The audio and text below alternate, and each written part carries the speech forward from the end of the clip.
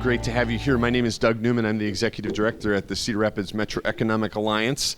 The Economic Alliance is proud to partner on this event with HEDCO, the Hiawatha Economic Development Corporation. And always great to see all of you here at the Hiawatha Business Summit. It's a great networking opportunity, and we've got some great content for us today as well. Thanks also to the City of Hiawatha. Mayor, it's always good to see you, sir, sitting in the back row there, trying to stay innocuous. And a nice partnership as well with Metro. Kirk, thanks to you and your crew for getting us set up here today. These are recorded so they can be watched by other people as well. So if word spreads that we knocked it out of the park today, maybe a lot more people will see it. If we're just sort of ho-hum today, then, let's see how we go. You were saying that this is a killer panel this morning, so part of my job is troublemakers, I think you described yourselves as. So part of my job is to just get out of their way and let them talk. This is an exciting and really, really relevant issue topic that we're talking about this morning, and we've got a great panel to do exactly that. So I'm even going to let you guys introduce yourself, because I want you to talk a little bit about your expertise and sort of what makes it relevant that you're on the panel today. I'm interested in the distinction between the two folks from Crystal, and just so I know who to ask what question of. And Laura, you can certainly describe your role with us here at the Economic Alliance, and of course Amy. Amy, I'm going to hand the microphone to you and pass it on down for introductions. Thanks, Doug. You put the pressure on us to do something really great here, so hopefully we can deliver. I'm Amy Lasack. I'm the Executive Director within Continuing Education here at Kirkwood. My main focus is business and industry, so we do a lot of outreach and work with many of you on what your needs are, particularly with training or consulting. We help put those needs together for you. Hello, I'm Deb Dirks. I just turned over the Director of HR position over to Hollie yesterday, and she's been doing a great job. She's been at Crystal Group for 2 months, absorbing as much as she can and using her past experience. So I've been with Crystal Group for 16 years in the Hiawatha area, and watched it grow and help it grow, and I'll be able to provide more information of what we've done in the past and what I've seen in the community and seen across the nation as I've talked to other HR people. And I'll turn it over to Hollie here. Thanks, Deb. Good morning. I'm Hollie Trenary. I'm the outgoing incoming, I think is what we've been calling ourselves, HR Director at Crystal Group.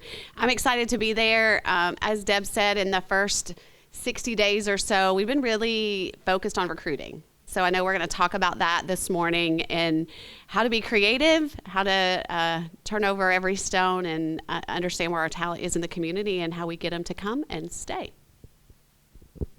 Morning, everyone. Laura Seyfer, Workforce Specialist with the Cedar Rapids Metro Economic Alliance.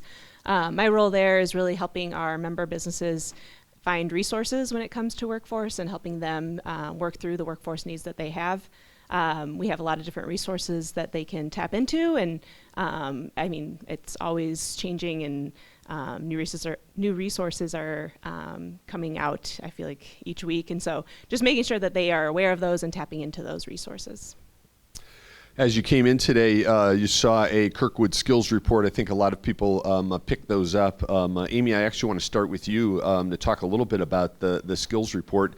I've been at a couple of events similar to this recently, where we spent an hour just on the skills report. We're going to try to do more than just that today, but there's a lot in there, and it's always a really interesting barometer of where the business community is. Can you talk a little bit about what the skills report is, and then maybe a couple of highlights of what we can find in there? Yeah, those of you that have been in the region for a while know that there have been several iterations of the skills report over the last 20 years or so. And what we found when we did this skills report is we heard from 137 different employers in the area, and it was really questions focused around what are you feeling, where are your pain points when it comes to workforce. What we found was basically what we're hearing, and this isn't going to be a surprise to any of you, is that you're having a hard time hiring people, and you're having a hard time hiring people that have the skill sets that you're looking for. What's really interesting, when we look at the other 5 reports that have come out in the last 20 years, they all said the same thing too. You're having trouble hiring people, particularly people that have the skill set that you're needing, particularly with soft skills. It's just the pain of it now feels a little bit different. And so we heard from a lot of our employers about some of the things that they're doing to address that pain. And unfortunately, there isn't a silver bullet answer to fix everything that you're feeling. But some of the things you're doing is you're hiring people with less experience, you're hiring people with less education, and that is painful for us. And we see it in our office too with the people that we're hiring. So what you have to do is you have to complement that with some of the training and things that you need to do after you hire them. And that's a different mindset than we're used to over the last 20 years. It has to be about investing people to retain them, because when you look at the available workforce that's out there, there just isn't enough people. And we can do everything we can to encourage people to move in the region, but there's a big gap. So what can we do to address any culture deficiencies that we have within our organizations to keep people here? And some of it means investing in your own people. Deb, I want to ask, just to take off on exactly what Amy just said, and ask you from your perspective, does it feel the same as it has for you've been in the business trying to hire talent for a long time? Are there things about the situation and the environment today that are different than they were 5, 10, 15 years ago? Again, at the macro level, it's always been hard to hire talent, but what are there dynamics that are different today than there have been in the past? Yeah, and I was thinking back before coming here, what do I think the people are going to want to know? And you mentioned silver bullet, and that's what I was guessing. People here were saying, we're having a hard time hiring. How are the other companies doing it? We want to hear the answers, or how to make this a quick fix, or just fix it. But this has been going on more than 16 years, because when I was back in Wichita, Kansas, before here, and I was working for an HR firm, and the companies were saying, what's the biggest challenge that you see right now? And I remember then saying, hiring and finding talent. But it is different now. We've got new technologies, and the people that we currently have working for us in all of our organizations are being hit with emails or phone calls and recruiters saying, we've got a better place for you, or we've got an idea, are you willing to move? So in the past, it was hard to find good, talented people that fit right into the niche that we're looking for, but we had plenty of applicants that were applying. And back years ago, we took great pride, and we knew we had to earn it. The people that are coming in now, they have a lot of options, and they can compare our offer with the next company's offer. They have multiple offers these days. And then the current employees that you just trained are getting phone calls and emails. And so there's a lot of work to make sure that they're happy and that they are effective and productive. And I think also a lot of cross-training needs to happen, because someone could leave in short notice, and you want to make sure you've got backup and to be able to keep your production going or your services going without too much of a speed bump happening. But yeah, it's different. There's a lot, things are happening a lot faster. Yeah. And Hollie, I'm going to turn the question around for you. You're brand new in this role. You're going to set the world on fire with new ideas and new energy, and you've got the magic bullet, and you're going to solve all the workforce things. I'm teasing a little bit, but are there, as you approach a new job, are there new approaches? Are there things that you're eager to get in there and try? Yeah, absolutely. I think, to Deb's point, it's harder now, right? And it's easy. It has been in the past. Recruiters can sit behind a desk and make phone calls and send emails and connect on LinkedIn. But, one of the things that our team is really focusing on now is we got to get out. We got to get out from behind those desks. This is relationship recruiting, right? How do you go to where people are? Introduce yourself, tell them about your business, what you're doing. We're partnering with our sales team. They're going out to trade shows and different places where people are maybe not expecting to see a recruiter or someone talking about job opportunities, but really getting out, boots on the ground, and making eye contact, building that relationship. One of the things that I've said to candidates recently is, today may not be our day for you to join us, but at least now we have this relationship, we can stay in touch. I think another thing is, and I'll kudos to Deb, as she has built a really robust internal training program. So right now we are building succession internally as much as possible. So someone who's not a manager yet is working through the leadership and manufacturing course at Kirkwood to prepare them for that leadership role. So even before they're leaders, we're training them to be leaders so that we can really tap into what we have now. So it's really an internal and external boots on the ground, and really making those relationships. Laura, when you hear Amy sort of hit the highlights of the skills report, what resonates with you? We come at it in kind of two ways. We also do some macro work where we're talking to many businesses and looking for trends, but you have a lot of face-to-face with companies as well. When you hear those highlights, and obviously we've taken a look at the skills report, what really stands out to you? Yeah, I would say I'm definitely hearing kind of the same things that Kirkwood was able to pull out through their skills report.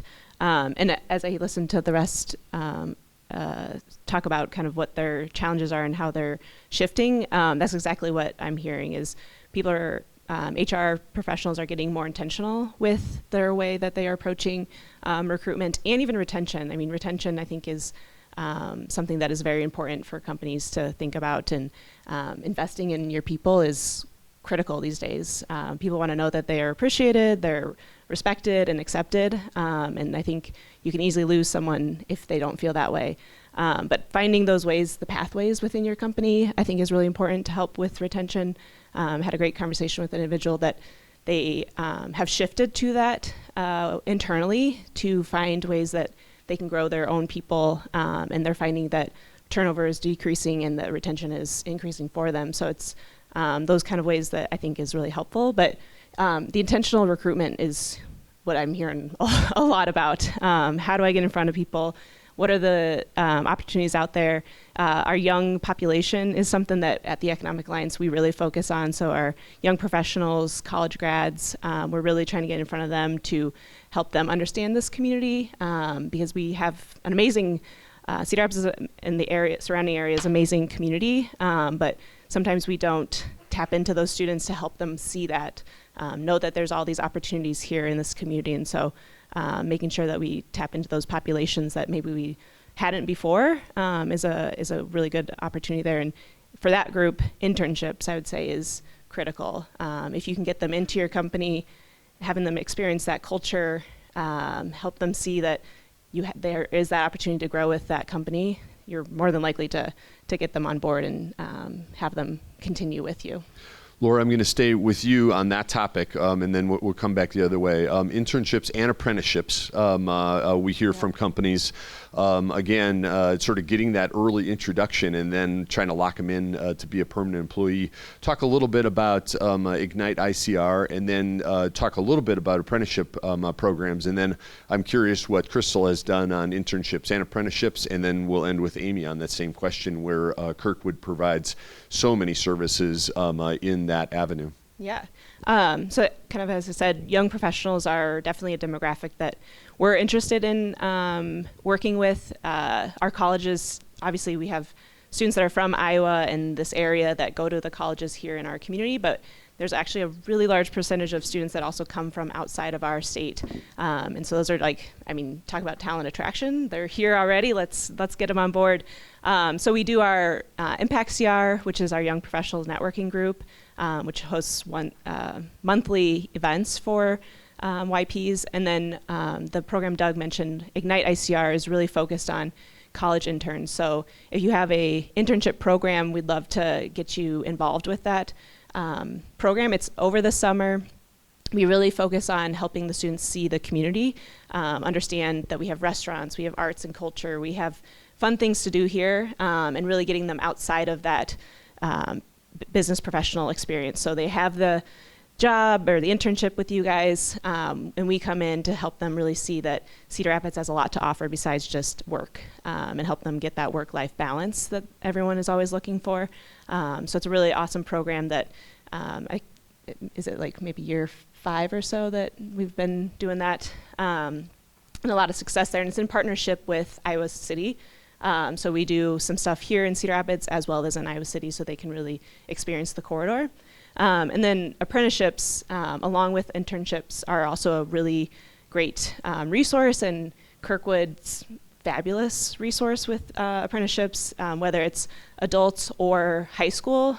We just helped out with the high school apprenticeship program focused on welding and getting that up and running, and we'll have our first set of apprentice this summer for that program.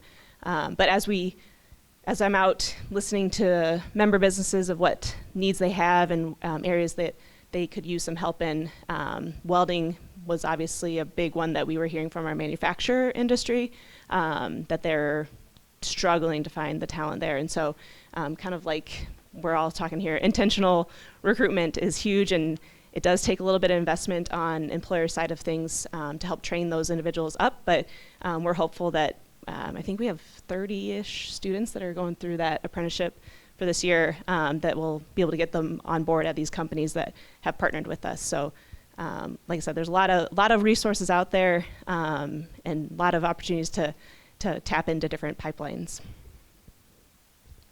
Yeah, we have, Deb and team prior to me have built a robust internship program. I was just kind of chuckling to myself because we had an intern come in a couple of days after I started, and like every other day I'm at her desk. I'm like, hi, how are you? How's it going?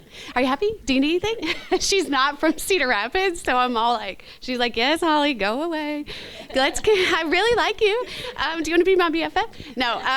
So, I mean, that's really how it feels sometimes, right? But I'm super excited about apprenticeship programs.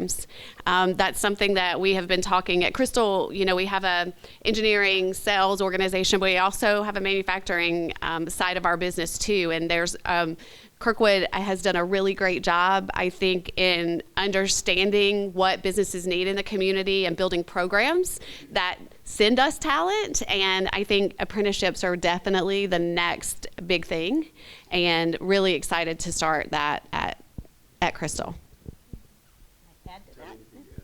Okay, sure. I'll just mention some of the things that I thought were really exciting about the internship program that we've had in the past. The interns, we had about 10 last year, and they really seemed to like the photo shoot. So we had them get a group photo, but they also liked the headshot so that they could put that on LinkedIn. And then they have a lot of fun activities. Another fun thing is that we've had 2 high school interns last year working in production. And it's really nice for them. One graduated, and now he's going to Kirkwood part-time. So it's really giving them the chance to do some work and go to school at the same time. And we just hired someone that was just graduating, and so he's going to be on full-time now from high school. And then he knows that he can participate in the tuition reimbursement program. So we will help him pay for college if he can work full-time and take some evening classes.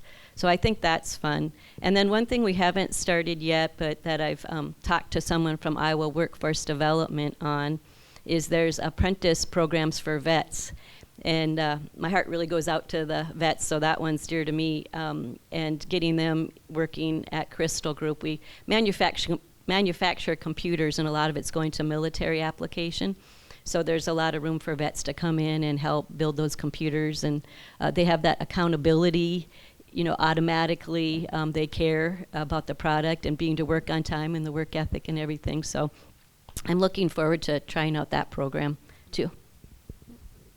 Yeah, apprenticeships at Kirkwood are relatively new. We've provided training for employers that have had apprenticeship for years, but actually being the owner or the sponsor of apprenticeship, we've only been doing that for about 4 or 5 years. And I think what's really exciting for us with that is we know that the number of people to hire out there that aren't working right now is small, but we also know that there are people maybe working in retail or at a hotel, great work ethic. They work 50 hours a week, but they have to pay rent and they have to put food on the table for the kids. So they can't afford to take 6 weeks off or 2 years off to go back to school to be retrained to get to the skill level that we're all needing them to do. And apprenticeships is a really nice way to assist those individuals to get to the next step. We need to look at the long haul, not the short haul, with some of these individuals for apprenticeships as a solution. And so we invested in a full-time position that just works on apprenticeships. So if an employer's like, I don't know about apprenticeships, can you come help me figure out if this is a good fit for me? Our individual, Norma Jean Havlick-Smith, would work with the employers to figure out, this is what an apprenticeship could look like, here's what the training would look like, here's what the investment would look like from an employer standpoint, and there might be opportunities to have a consortium of employers work together on apprenticeship to offset some of those costs. And so that's a nice way, and one solution that individuals can look at to help address some of those pain points they're having. Now, apprenticeships are not for everybody, so there are other options too. We have earn and learn programs, which look a lot like apprenticeships, but aren't quite as structured as apprenticeships. So when you have a registered apprenticeship, you have to work through the Department of Labor, and there are certain things you have to abide by. You have to have a certain number of hours of training. It has to be a certain number of years long. Earn and Learn is more like a structured internal training program that you can develop, and you can invest in your employees too. So that's another option, and Norma Jean on our staff can help you identify which is the best fit for you. Thanks, Holly. I love especially that story about, Laura and I talk about our opportunity when you've got internships is you've got that 8 weeks or 10 weeks or 12 weeks, whatever it's going to be, to make them fall in love with the community, right? And for you guys, it's the employment opportunity. We always think that in addition to that, you're trying to make them fall in love with Crystal Group. We want through Ignite ICR and through other programs to make sure that they understand the magic of this community as well. And you've got just that short little glimpse of time to do that. So quick shout out to Collins Aerospace for the financial support of Ignite ICR and for supplying about half of the people who come to Ignite ICR. So just gives us a great critical mass of people that really drive that particular program. I want to shift to a question about cost of labor, wage pressures. That might be mostly a Crystal Group, but Amy and Laura, if you've got other things to chime in on that as well. And then after that question, I'm going to look out here and hopefully that there's a couple questions from the audience. I can ask questions for hours if we need to, but it'll keep you guys on your toes a little bit if a couple come from the audience. So be ready with your questions next. But so much in the news about inflation, especially cost of labor and some of the additional challenges that brings to the workforce, both on initial hires with talent attraction, but also on retention. You guys have thoughts? So what's been your experience and what's been your reaction to some of the things that are going on in the marketplace? Yeah, it's hard. I think another, back to early, not to be repetitive, but just staying on top of it. Things are changing so fast right now, and if you don't work in HR, or you're not connected to salary, and compensation plans, they are a lot of work, full-time job to stay on top of that, understand what's happening in our community, in our market.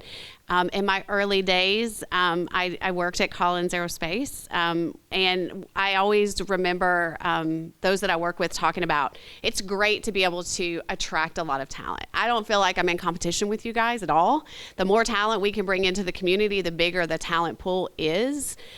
However, we don't all pay the same, right? And that's what makes it really hard, is to understand and how do we differentiate ourselves from a total compensation package from others. Deb mentioned tuition reimbursement. We have a very rich tuition reimbursement process, right? That's really big for our college students these days and our graduates, parents, that type of thing. So we really have to focus on differentiators and being able to pay at market or above is just table stakes now, right? Employers really used to be able to set their own salary ranges and say, hey, this is how we pay, this is the percentage of the market we pay, but now you're paying 100% of market, if not more, to get the talent that you need. I think the other interesting thing about it is not every job is as competitive as the next, right? So it's your internal politics, if we can say that, or equity that you really have to focus on, and that, you know, we may be paying way above market to attract the engineers that we need, but unfortunately HR people are not that hard to come by, it seems. Maybe the good ones are hard to come by.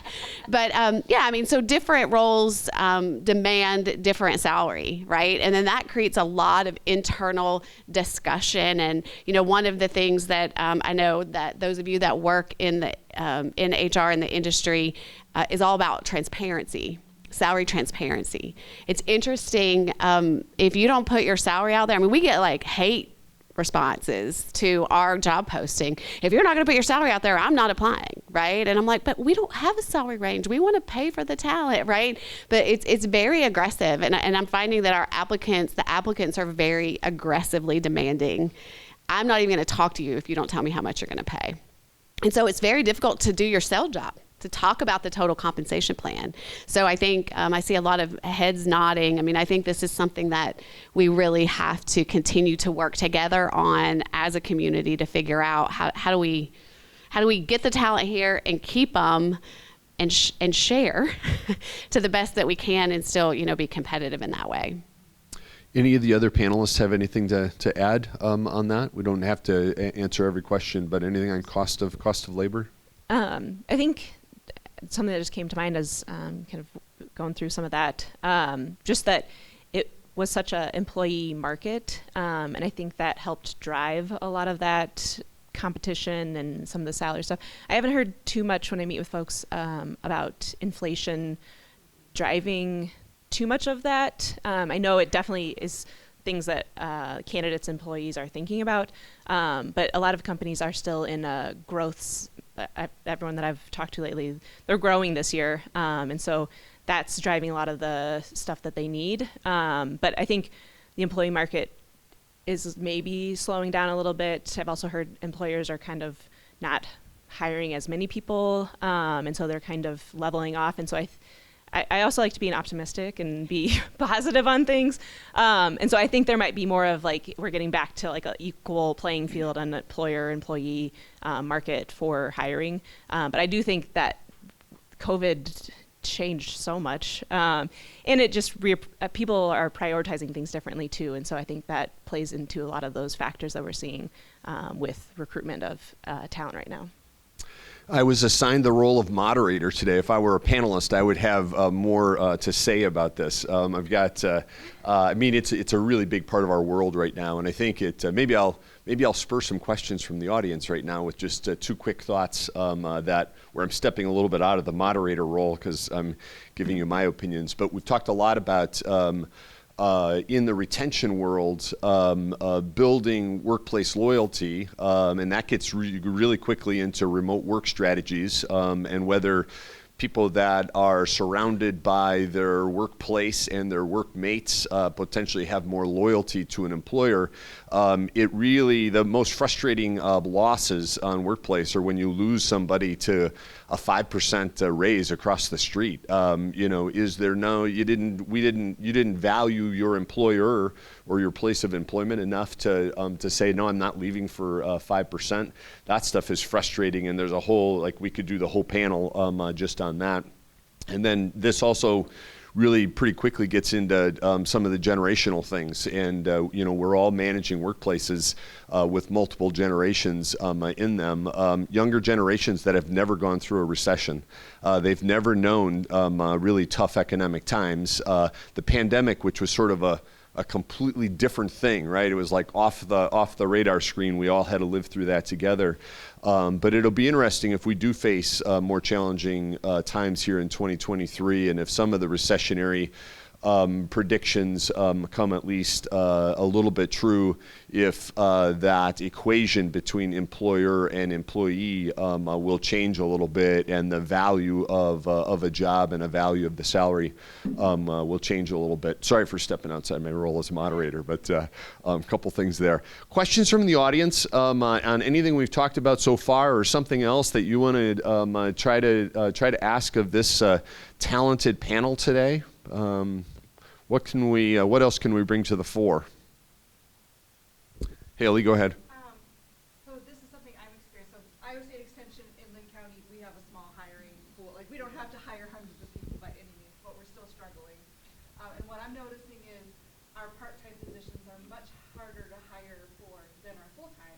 And it seems to me as if this has to do with kind of what we're talking about, in the sense of before someone would want a full-time job but couldn't find one, so they take a part-time.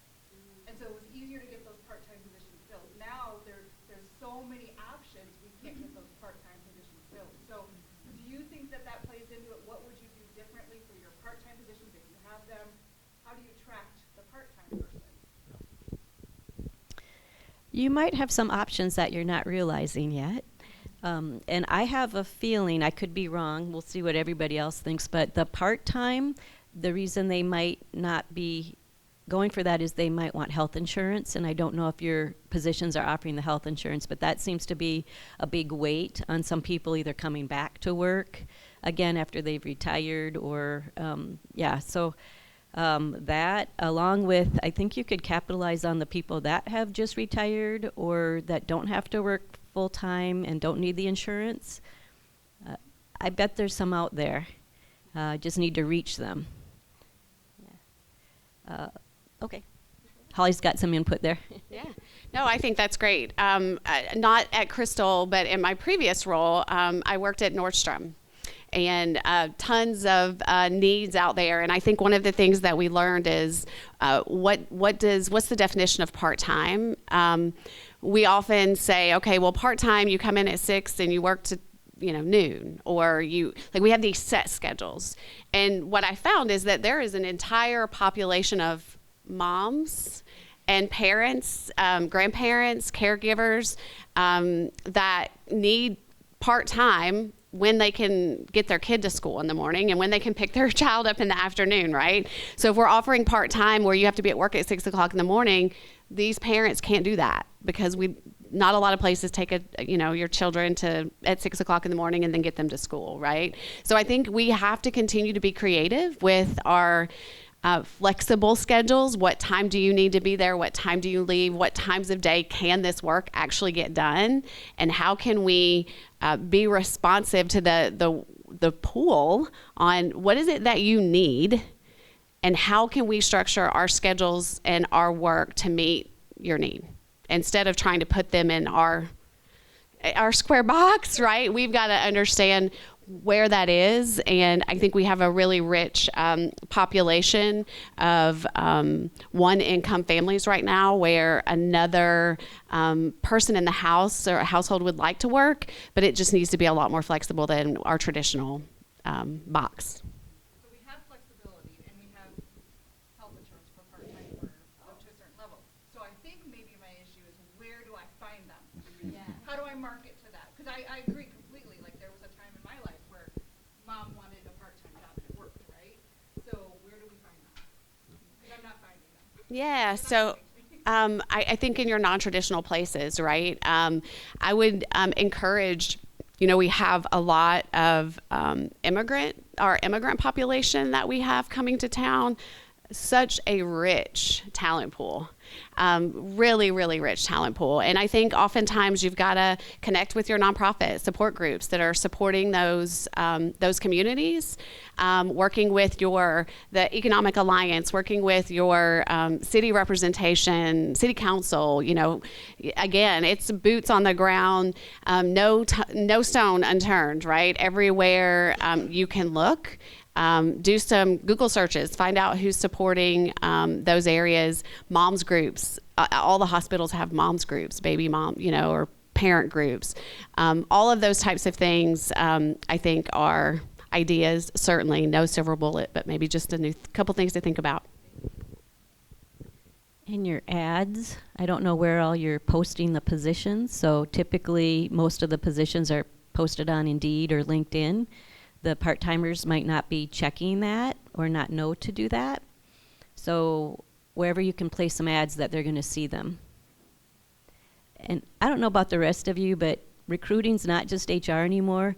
It'd be super sweet if you guys could just say, HR, handle the retention and let us focus on the business. You go find some people for us. But it ends up that the whole company is doing the recruiting. If you're at a business and you're getting good service, I mean, I use those opportunities. I don't know if you do, but I use those opportunities of, hey, you want to apply? And I know it's gotten very competitive. I've heard of a situation where several people were eating at one of the breakfast places here, and someone approached them and said, hey, I don't know what you're getting paid now, but we pay this here. Yeah, so people are getting approached all the time. But the supervisors at your company, if they're taking good care of their people or in touch with the people and what they need, what motivates them, they're helping with retention. That's half the battle, because if it's a revolving door, it's exhausting. So it ends up that recruiting is everybody's job and retention is everybody's job. Other questions from the audience today? Go ahead.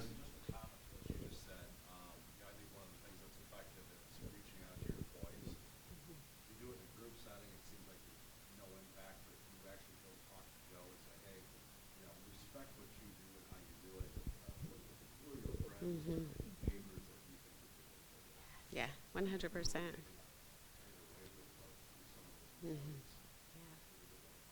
Yeah, Ian?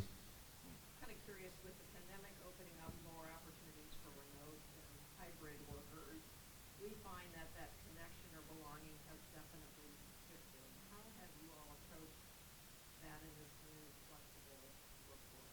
I think Deb's going to talk a little bit about how they came through the pandemic. I just wanted to touch on that a little bit to say, you said this earlier, Doug, and I was hoping somebody asked a question, so thanks, Dan.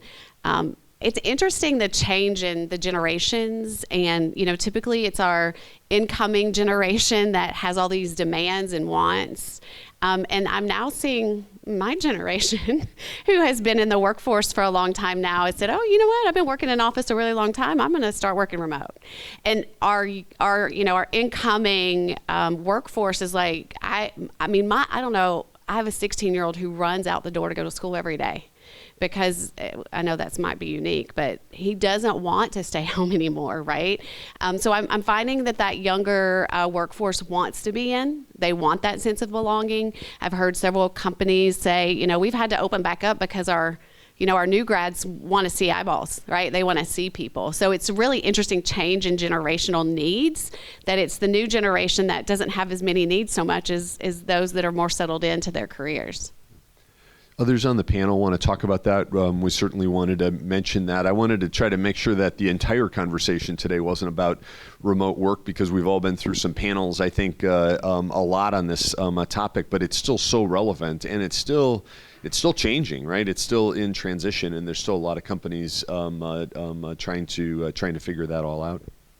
Yeah, it's interesting, because at Kirkwood, our particular department, we implemented a work from home policy about a year ago, and most of my staff work from home 2 to 3 days a week. And then starting June 1st, our team will be remote. They'll still come in. We'll have like hotel spots that they can stop in. But as a supervisor of that team, I've had one position that once we announced that we're going to go remote, she found a job elsewhere because that scared her, and she is part of the Gen Z generation. She wants to connect. Connectedness is such an important part for that generation, and that wasn't something that she was really interested in. And I think until recently, we had it backwards. We thought that was the generation that wanted that remote work. And so as a supervisor, I'm going to have to implement different tactics and ways to have that team cohesiveness. I don't have the answer for that yet. I think it's going to be a little bit bumpy for a little while, and I'm going to have to learn from a lot of people around us on what they're doing.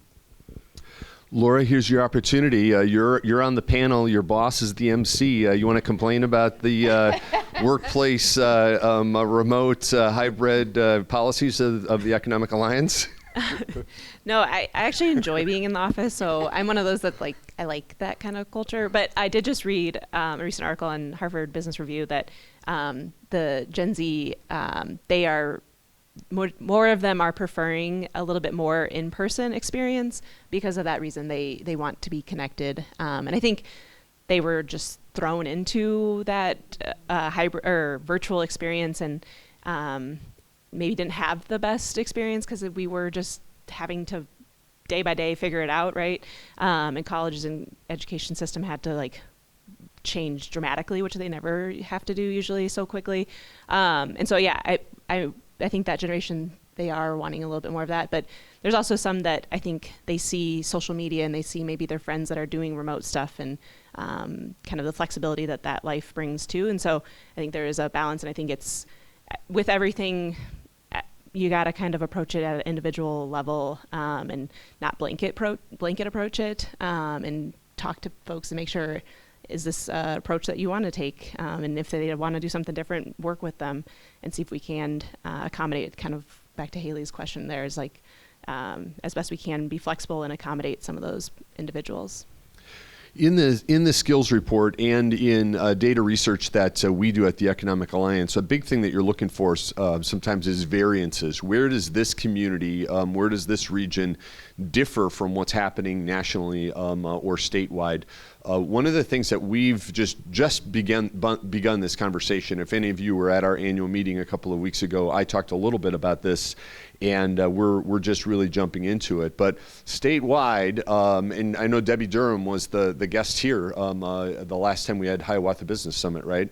And she may have talked about that. I wasn't at that event, but statewide there's a big concern about the fact that 25 to 34-year-old men have not returned to the workforce in the same numbers that they were pre-pandemic. What are they doing? Like, where are young men? They should be in the workforce. And there's a big concern about why that is. Are we measuring it appropriately? So we did a deeper dive here, and here that's not true. 25 to 34-year-old men are in the workforce at greater numbers than they were in 2019 in our region. So we differ from the statewide numbers on that fact. But 55 and older in this region have returned at even smaller numbers than they have statewide. So our 55 plus population went home at some point in the pandemic. I'm going to retire early. This isn't worth it. I don't like remote work, or I'm worried about the health risks, or whatever the reason was. They went home, and elsewhere they came back, and here they didn't come back. That's fascinating, right? And it's an opportunity. You get into the data scientists and all on this. But we do want to start the community-wide conversation about, is it part-time work? Is it some kind of workplace benefit? Is it structuring the responsibilities different? We just hired, she starts in 2 days. Our newest employee is somebody who on paper and from a responsibility standpoint is coming way down the chain. She's a 55 plus individual that's been a marketing director and some pretty high communications roles at various places in town. It's going to be basically our administrative assistant. She's going to run some programs and be my support for our governance things, and she's thrilled, right? Doesn't want the stress, doesn't want the responsibilities. She's actually going to be a full-time worker, but she's choosing a different line of work and one that fits better with her life expectations at this point. That's just a microcosm, right? That's just us and our little workforce. But we have really just started thinking about that. Tim Charles, who's retired from Mercy Medical Center, isn't really retired at all. He's working as hard as he ever did, and really is fascinated by this as well. And we're going to try to start some community conversations about this, and hopefully lead to some solutions that help us all out on the workforce front. So I ended that not in a question. That was just a speech that came from the guy supposed to asking questions. But does it trigger any thoughts from any of you along those lines? Yeah, I would say that if you're feeling pain points and you're not already engaged in conversation about those pain points with Kirkwood, we want to talk to you. Hollie alluded a little bit ago about our leadership and manufacturing program. That program's been around for about 7 years, has sold out every year. We fill it every time. And it only started because we had a group of employers around the table in manufacturing that said, boy, we're hiring some great students from Kirkwood, and it's great. They're doing great at the entry level, and we've got some really seasoned people, but we are really lacking in this middle. We don't have a solution for it. And they helped us build that program. So it's because we're talking to employers all the time that we can help provide some solutions. So if you're not already engaged with Kirkwood, or if you're like, I don't know if this is something Kirkwood can help us, let's have a conversation, because maybe we can't help you, but maybe we can connect you with other people. So don't be afraid to reach out. There is no dumb conversation. We want to start talking with you. This is a little bit off topic, but as we look for different employees or different ways to employ people, some of you might run into the situation where the people that were working for you before want to be independent contractors. And so there is some legislation being looked at and different aspects of how that might change. And so there might be some rulings that change on what constitutes an independent contractor. So if you're not able to find some employees full-time but able to find an independent contractor, just be watching to see how that changes, because there's so many rules with that of they should have their own equipment, do they call their own schedule, different things like that.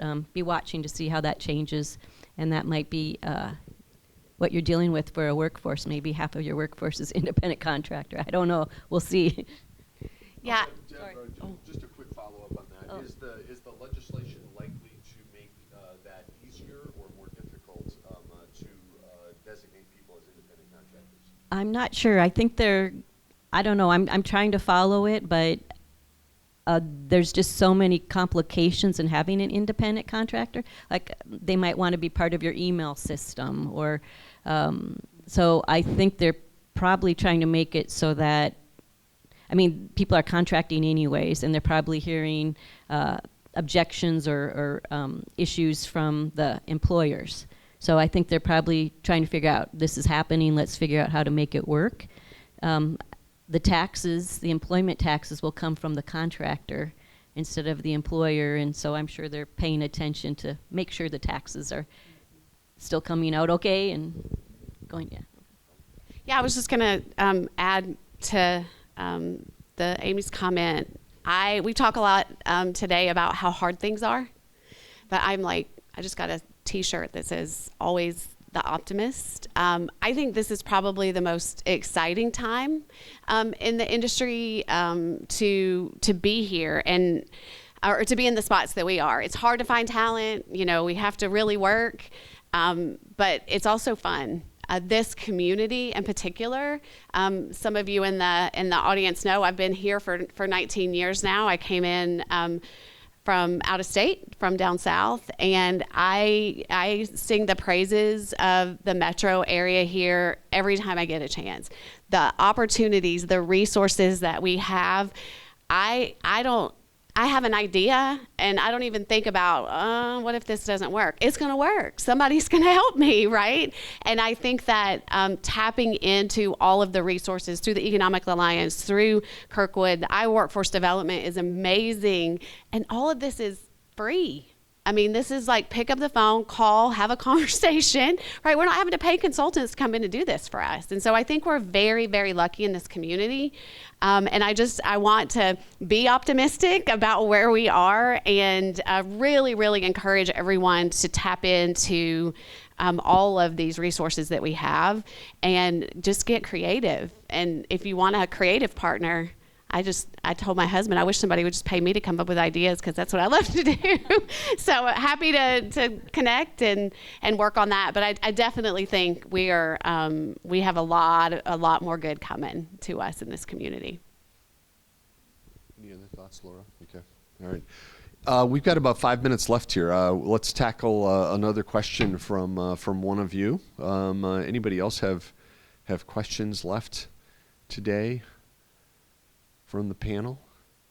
I'd be curious to hear their pain points, if they're the same that Yeah. they've heard, or Pain points that we haven't covered yet, if we've already covered them, but what other pain points on talent attraction, talent retention, workplace culture? I'll spin this into a workplace culture question if we don't have anything else from the audience. But any other pain points that you're feeling? I saw a lot of nods around compensation and that kind of thing. I'm really curious about if anybody wants to share. I have a son that's 20, so pain point. Period. End of sentence. Yeah, and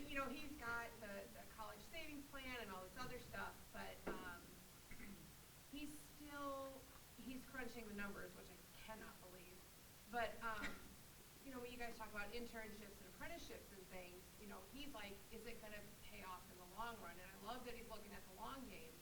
But I feel like it's the cost of education that is holding him back from focusing in on anything. And the compensation, I think, is just it. I go back to this restaurant from my hometown that I know about that they have been advertising for help in this small town restaurant for months. And I'm like, the people that own the restaurant are very nice people. The people that go to the restaurant are very nice people. Why wouldn't you want to work there? And it's just like, just pay them more. You know, and it's like, I really think it gets that granular and that easy for people. I work in real estate, and it's incredible how, again, buyers and sellers are crunching numbers. You were saying before about something about somebody went across the street for 5% more. They'll leave us high and dry after all of our work for 2% on a commission. So it's very like, I got lots of options now, you know, so I feel like and I know how you guys always talk to employers about it, but I think there's a fear from employees to really voice their concerns, you know, and like you were talking to about, like, they don't even want to talk to us unless it's about money. I mean, I think it really is that simple for a lot of people, like, oh yeah, the culture's great, the building's nice, you know, the vending machine's got the best stuff. But literally, they gotta go home and like, especially, you know, if they have families, like, parents are maxed out when it comes to what's going on in schools and everything. So it's like, if you're gonna spend that much time of your week trying to be in a great headspace, you just want the compensation to reflect it. I think it is that simple. So with 4 minutes left, we're going to crack open cost of education, career pathways, and compensation. You ready, panelists? Ready. Let's do it. Tuition reimbursement, right? Like, so I have a 16-year-old. We applied for jobs last night online. We went anywhere from $11 an hour to $18 an hour, right? And they were all restaurants or the same kind of work. I think it's, I'm just going to go back to pay transparency and make sure that our people understand how we pay and what that pay looks like.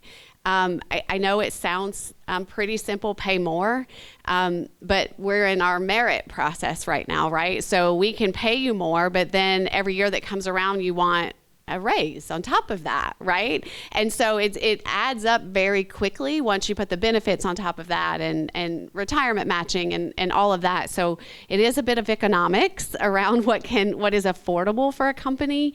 But I definitely think continuing to educate the employees on what the pay is, how we come up with the pay, where we get it.